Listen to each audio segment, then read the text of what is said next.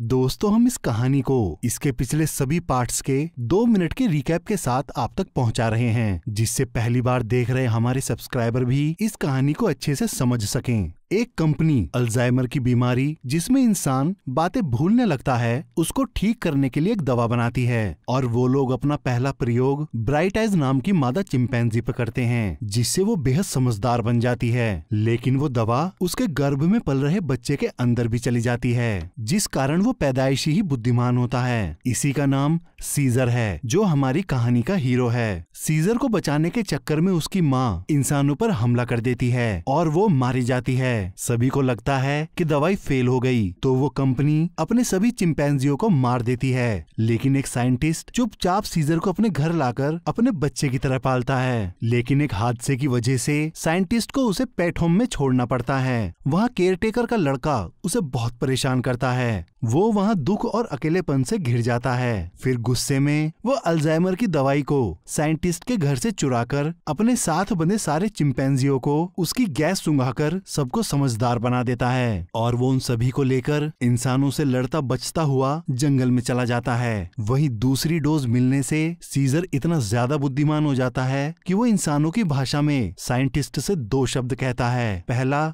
नहीं, दूसरा जंगल सीजर का घर। वहीं दूसरी तरफ इस दवा का वायरस 95% इंसानों को खत्म कर देता है, ठीक वैसे ही जैसे कोरोना वायरस ने तबाही मचाई थी। इसके 10 साल बाद सीजर अपनी पत्नी, 2 बेटों और अपने कबीले के साथ जंगल में ही घर बनाकर रहने लगता है। फिर बचे हुए इंसानों के साथ सीजर ने मिलकर रहने में बहुत कोशिश की, लेकिन उसी का एक साथी कोबा की इंसानों से बदला लेने की उसकी तीव्र इच्छा की वजह से उसने सीजर को गोली मार दी और उसका इल्जाम इंसानों पर लगा दिया, जिससे इंसानों और वानरों में युद्ध छिड़ गया। लेकिन मैल्कम नाम का आदमी सीजर को बचा लेता है और सीजर कोबा को मारकर अपनी गद्दी वापस हासिल कर लेता है। लेकिन उस युद्ध में बचे इंसानों ने सेना की टुकड़ी से मदद मांगी, तो सेना ने एक बेरहम कर्नल और उसकी बटालियन को उन सभी वनमानुषों को खत्म करने के लिए भेज दिया। उसके 2 साल तक लगातार ढूंढने के बाद कर्नल सीजर के कबीले पर हमला कर उसके बहुत से लोग, उसकी पत्नी और बड़े बेटे को मार देता है। फिर सीजर कर्नल से बदला लेने के लिए उसकी छावनी जाता है। वो वहाँ देखता है कि नए घर की तलाश में निकला उसका पुराना कबीला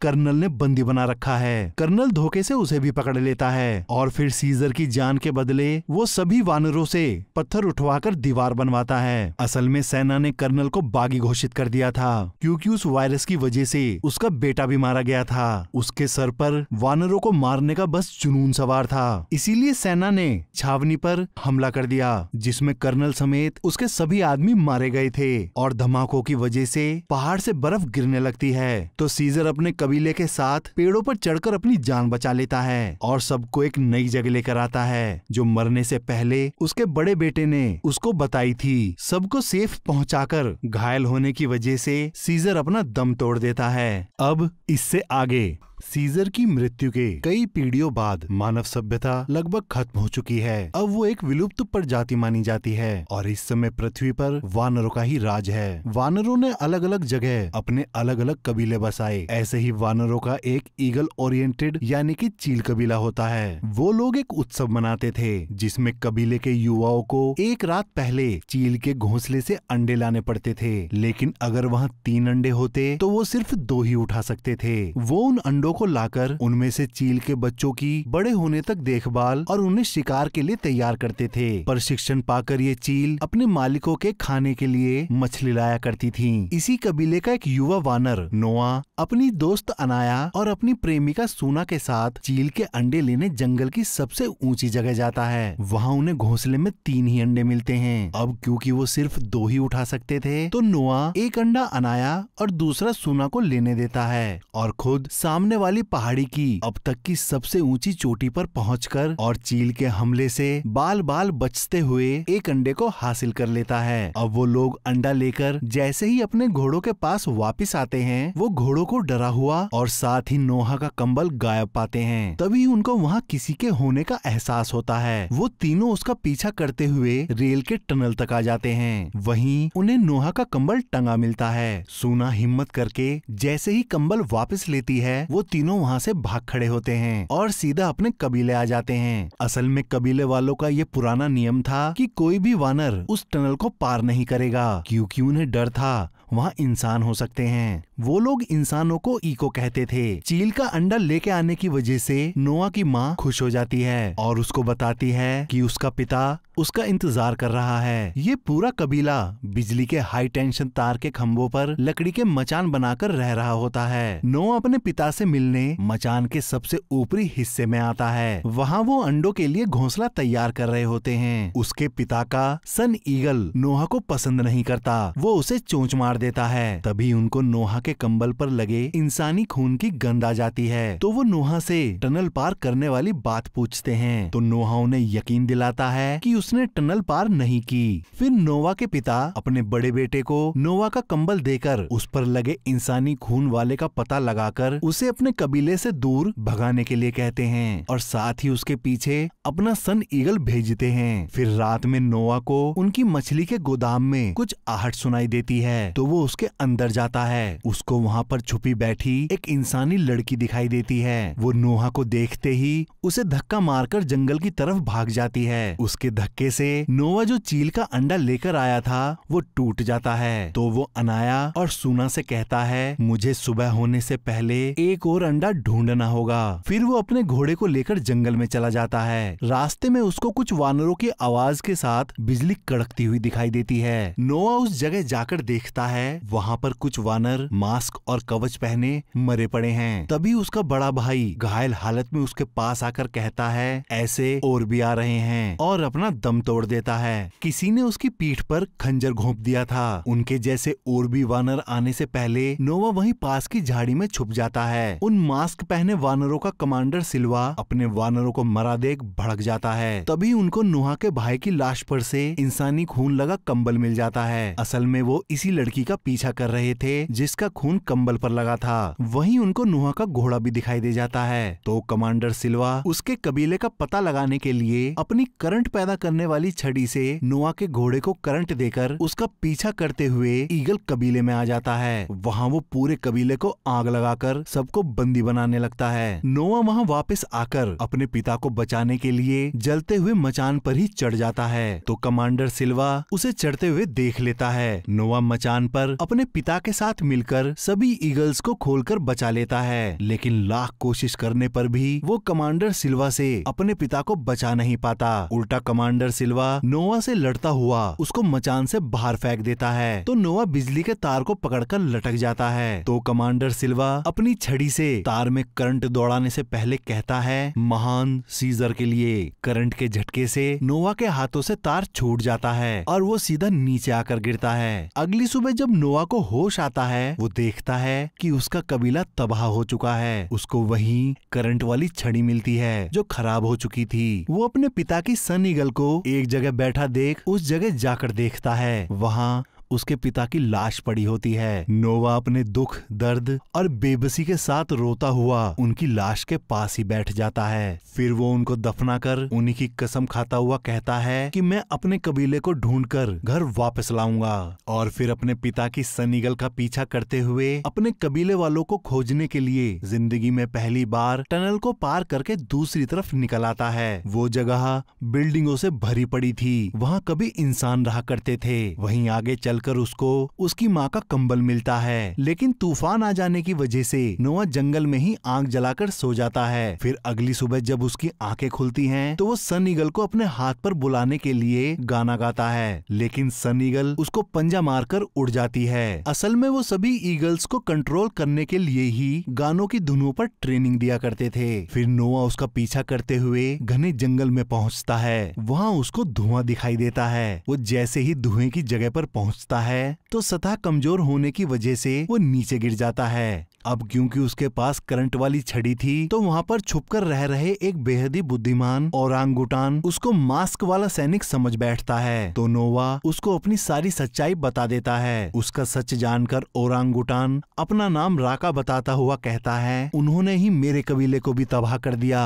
और ये चिता मेरे आखिरी साथी की है। अब बस मैं ही बचा हूँ। राका के गले में सीजर की खिड़की वाला लॉकेट होता है। फिर वो नोवा को उसके द्वारा बचाकर रखी किताबों को दिखा दिखाकर बताता है इन सिंबल्स का कुछ मतलब है और हमारे महान सीजर के काल में वानर इनको पढ़ना जानते थे। सीजर का नाम सुनते ही नोहा उसको बताता है जिन वानरों ने मेरे कबीले पर हमला किया था वो सीजर का नाम लेकर ही तबाही मचा रहे थे और उससे पूछता है ये सीजर कौन है। तो राका उसको बताता है उन शैतानों ने सीजर की मूल शिक्षाओं को बदलकर उसका गलत रूप सबके सामने रखा। सीजर हमारा महान पूर्वज था, उन्होंने हमें वानर होने का महत्व बताया। उन्होंने कहा था वानर साथ तो मजबूत हाथ और एक वानर दूसरे वानर को नहीं मारता और मैं उन्हीं के नियम को मानता आया हूँ। पर खुद राका भी यही मानता था कि वानर शुरू से ही इंसानों से महान और बेहद बुद्धिमान हुआ करते थे। तभी राका को पता चलता है एक इंसानी लड़की नोवा का पीछा करते हुए वहाँ तक आ पहुँची है। तो राका खुद भी नोहा के साथ निकल पड़ता है। फिर वो रात बिताने के लिए एक जगह आग जलाकर बैठ जाते हैं। तभी वो लड़की भी वहाँ आ जाती है। राका उसको खाने के लिए सेव देकर अपना और नोवा का नाम बताता है। वो लड़की चुपके से आकर सेव खाने लगती है। अब ठंड होने की वजह से राका नोवा का कंबल उसे देने के लिए कहता है। तो नोवा उससे कहता है ये कंबल मेरे लिए बहुत खास है। तो राका उसे समझाता है इंसानों को ठंड लगती है। तो नोआ उसे अपनी माँ का कंबल देने देता है। अगली सुबह वो तीनों ही अपना रास्ता तय करने लगते हैं। आगे चलकर उनको ज़ेब्रा और जंगली इंसानों का एक झुंड दिखाई देता है। वो इंसान बिल्कुल आदि मानव जैसा जीवन जी रहे होते हैं। इंसानों की इतनी बदतर हालत देखकर उस लड़की की आंखों में आंसू आ जाते हैं। फिर नोआ के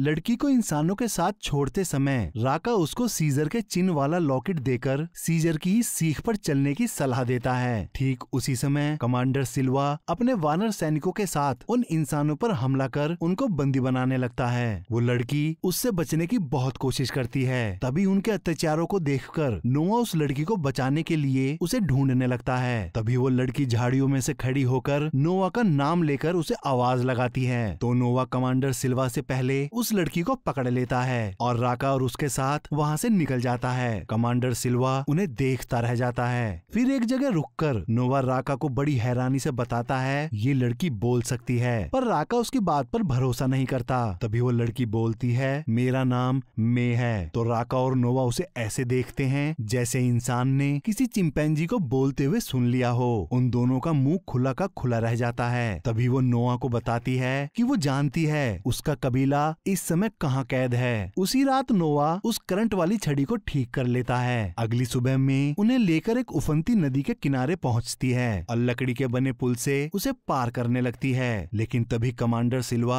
अपने सैनिकों के साथ आकर उनको उसी पुल पर ही घेर लेता है। उनके साथ हाथापाई में पानी में गिर जाती है, लेकिन वो जाल को पकड़ लेती है। तभी राका उसे बचाने के चक्कर में खुद ही नदी के बहाव में फंस जाता है। तभी वो नोआ से कहता है साथ रहोगे तो जीतोगे। उसी समय कमांडर सिल्वा उसके जाल की रस्सी को काट देता है। राका बहता हुआ नदी के उफान में समा जाता है। कमांडर सिल्वा नोआ और मे को पकड़कर समुद्री तट पर जंग लगे जहाज पर बसे अपने कैंप में ले आता है। वहाँ नोआ को अलग अलग कबीले से लाए गए वानरों के पास छोड़ दिया जाता है। वहाँ वानर इंसानों द्वारा सदियों पहले बनाए गए परमाणु हमले से बचने के लिए बंकर के दरवाजे पर बारूद के कट्टे लगा रहे होते हैं। साथ ही समुद्र का पानी अंदर ना आए उसके लिए बेड़ा भी बांध रहे होते हैं। तभी नोआ को वहाँ सूना मिल जाती है। फिर वो अपनी माँ से भी मिलता है। वो दोनों रोते हुए एक दूसरे को गले लगा लेते हैं। वहीं दूसरी तरफ मे को एक कमरे में भेज देते हैं। वहाँ में उसके ही जैसे बोलने वाले एक आदमी से मिलती है जिसका नाम ट्रेवथन होता है। उसने ही करंट देने वाली छड़ी बनाई थी और वो उस कबीले के सरदार प्रॉक्सिमस को इतिहास की किताबें पढ़कर सुनाया करता है। इन्हीं किताबों की वजह से उसको इंसानों के महान कार्यों का पता चला था। तभी प्रॉक्सिमस सबके सामने आकर सीजर की शिक्षाओं का हवाला देते हुए बंकर के दरवाजे को खोलने के लिए दरवाजे को जंजीरों से बांधकर वानरों से खिंचवाता है और फिर बारूद भी जलवाता है, पर दरवाजा जरा भी नहीं हिलता। तो प्रॉक्सिमस कल फिर से कोशिश करने की बात कहकर वहाँ से चला जाता है। फिर मैं ट्रेवथन से कहती है अगर प्रॉक्सिमस ने बंकर का दरवाजा खोल लिया तो उसको इंसानों की सारी टेक्नोलॉजी और हथियार मिल जाएंगे। फिर वो बचे कुचे इंसानों को भी खत्म कर अपना साम्राज्य स्थापित कर लेगा। तो ट्रेवथन गुस्से में उससे कहता है अब ये दुनिया वानरों की ही है और वो अपना साम्राज्य बना चुके हैं। फिर वो मे को नहा धोकर तैयार होने को कहता है। उसके बाद प्रॉक्सिमस नोआ और मे को साथ खाने पर बुलाता है। वहीं उसको अनाया मिलता है। प्रॉक्सिमस उनसे कहता है इवोल्यूशन होने में हजारों साल लग जाते हैं और अगर मुझको बंकर के अंदर की टेक्नोलॉजी मिल जाए तो मैं उस इवोल्यूशन को अपने जिंदा रहते कर सकता हूँ। फिर मैं भी इंसानों के जैसे हवा, पानी और जमीन पर तेजी से चल और उड़ सकता हूँ। फिर वो नोआ को समझाता है इंसानों से ज्यादा बुद्धिमान इस पृथ्वी पर कोई और नहीं था, क्योंकि नोआ को अभी तक यही पता था इंसान शुरू से ही बेवकूफ थे। फिर उसको मे का एक राज बताता है कि तुमसे मिलने से पहले मैं इंसानों के साथ ही थी। ये सुनकर नोआ चौंक जाता है, क्योंकि उसको लगा था मैं कभी इंसानी बस्ती में नहीं रही और ये बात मैंने उससे छुपाई। फिर प्रॉक्सिमस मे से कहता है मुझे पता है तुम यहाँ उसी बंकर में जाने के लिए आई हो, और उससे उसका प्लान पूछता है, लेकिन मैं उसे कुछ नहीं बताती। उसके बाद प्रॉक्सिमस नोआ से कहता है तुम बहुत बुद्धिमान वानर हो, तुमने करंट वाली छड़ी खुद से ही ठीक कर ली, इसीलिए मुझे तुम्हारी जरूरत है। अब मुझे ये बताओ क्या मैंने तुम्हें बंकर में जाने का रास्ता बताया? तो नोआ धोखा खाए जैसे महसूस करता हुआ कहता है उसने मुझे कुछ नहीं बताया। फिर प्रॉक्सिमस नोआ को समझाता है इंसान भरोसे के लायक नहीं होते, ये लोग हमको फिर से पिंजरे में कैद करने की कोशिश कर रहे हैं, लेकिन बंकर के अंदर की टेक्नोलॉजी से मैं इन सबको खत्म कर वानरों का अखंड साम्राज्य स्थापित करूंगा। उसके बाद नोआ बाहर बैठा हुआ सन ईगल से कहता है वो प्रॉक्सिमस की कैद से अपने कबीले को निकाल नहीं पाएगा। ये कहकर वो दुखी हो जाता है। तभी सीजर के चिन्ह को देखते हुए उसके अंदर सच्चाई के साथ फिर से कोशिश करने की भावना जाग उठती है। तभी सन ईगल नोआ के मन को समझता हुआ अपने आप ही उसके हाथ पर बैठ जाता है। उसको बैठा देख नोआ की माँ को नोआ पर गर्व होता है। फिर रात को नोआ मे के पास आकर उससे कहता है तुम शुरू से मुझसे झूठ बोलती आई हो, लेकिन मुझको सिर्फ इतना जानना है तुमको बंकर में से क्या चाहिए। तो मे उसे बताती है वो वहाँ रखी एक किताब चाहती है जिससे इंसानों की बोलने की शक्ति वापस आ सके, क्योंकि पहले के समय में वानर बोलते नहीं थे, ठीक आज के इको की तरह। फिर वो आगे बताती है कि इंसानों के बनाए वायरस ने वानरों को बुद्धिमान बनाया, मगर उसी वायरस ने इंसानों का वजूद मिटा दिया। फिर मे कबूल करती है कि उसको बंकर में जाने का रास्ता पता है। उसके बाद नोआ सूना और अनाया को पहाड़ी चढ़ने के लिए राजी करता है, लेकिन अनाया डर से मना कर देता है। लेकिन फिर वो खुद ही उनके पास आ जाता है। मे सबसे पहले पानी को रोकने वाले बेड़े के नीचे बारूद बिछा देती है, लेकिन तभी ट्राइवथन वहाँ आ जाता है, और जब मे के समझाने पर भी वो नहीं मानता और प्रॉक्सिमस को बताने जाने लगता है तो मे उसका गला दबाकर उसे मार देती है। फिर नोआ उसकी लाश को समुद्र में फेंक देता है। उसके बाद पहाड़ी के पीछे जाकर नोआ मे को अपनी पीठ पर बैठाकर ऊपर चढ़ जाता है। ऊपर बंकर में हवा पहुंचाने के लिए 3 बड़े एग्जॉस्ट लगे होते हैं, लेकिन समय ने उन्हें नष्ट कर दिया था। अब अपनी मशाले जलाकर वो बंकर के अंदर जाते हैं। मे को वहाँ कोई इंसान नहीं मिलता। वो वहाँ की पावर को ऑन करके अपनी किताब को ढूंढने लगती है। मे को वहाँ हथियार और उसकी किताब मिल जाती है। वास्तव में वो किताब सैटेलाइट सिस्टम को एक्टिवेट करने की चाबी होती है। इसी बीच नोआ को एक पुरानी फोटो वाली किताब मिलती है, जिसमें इंसानों ने उसकी प्रजाति के बंदरों को पिंजरों में कैद कर रखा था। नोआ को अब तक लगता था पहले इंसान और वानर साथ मिलकर काम किया करते और रहते थे। अब उन तीनों को मे पर संदेह होने लगता है। फिर मे अंदर से बंकर का दरवाजा खोल देती है। तभी प्रॉक्सिमस अपने लोग और नोआ के कबीले के साथ अंदर आकर सूना को चाकू की नोक पर बंधक बनवा देता है और नोआ से पूछता है मे ने बंकर के अंदर उसके खिलाफ क्या योजना बनाई है। नोआ के कोई जवाब ना देने पर प्रॉक्सिमस लाइटनिंग को सुला को मारने का आदेश देता है। इससे पहले लाइटनिंग सुना का गला काट पाता तभी मे उसको गोली मार देती है। वो वहीं मर जाता है। गोली की आवाज सभी वानरों को डरा देती है। तो प्रॉक्सिमस मे से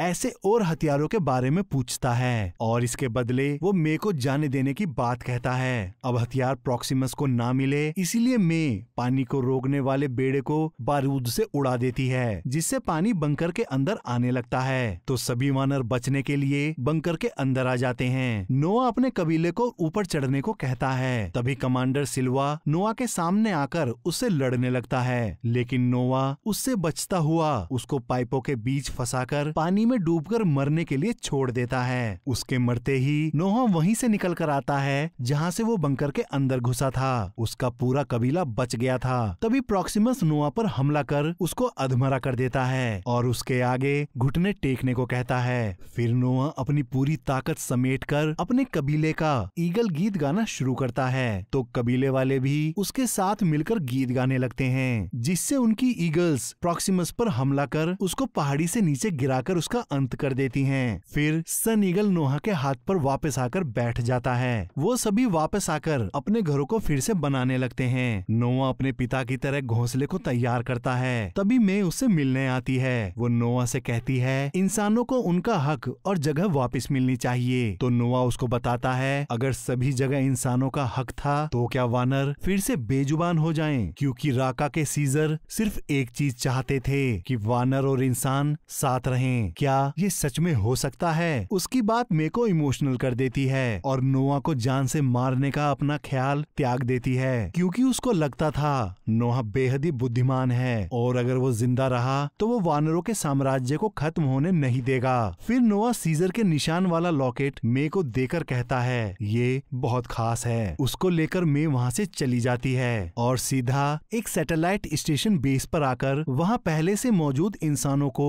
उसके द्वारा लाई गई सैटेलाइट डिस्क एक्टिवेशन की देती है। वो लोग उस की को अपने सिस्टम में लगाकर सिग्नल को भेजने के लिए विशालकाय डिस्क को एक्टिवेट कर देते हैं, जिससे वो बाकी सभी जगह जिंदा बचे लोगों से संपर्क करने में कामयाब हो जाते हैं, क्योंकि वो जानते थे कि इंसानों के हक को वापस लाने के लिए पहले इंसानों को इकट्ठा करना होगा। इसी बीच नोआ सूना को दूरबीन से आकाश की अनदेखी चीजें और रोशनियों को दिखाता है और साथ ही एक ही समय में नोआ और मैं आकाश की तरफ देख रहे होते हैं और ये कहानी यहीं खत्म हो जाती है। आशा करता हूँ कि आप सभी को ये एक्सप्लेनेशन पसंद आई होगी। और भी मूवी के एक्सप्लेनेशन सुनने के लिए आप हमारे इस चैनल को लाइक करें, सब्सक्राइब करें और साथ ही बेल आइकन दबाना ना भूलें।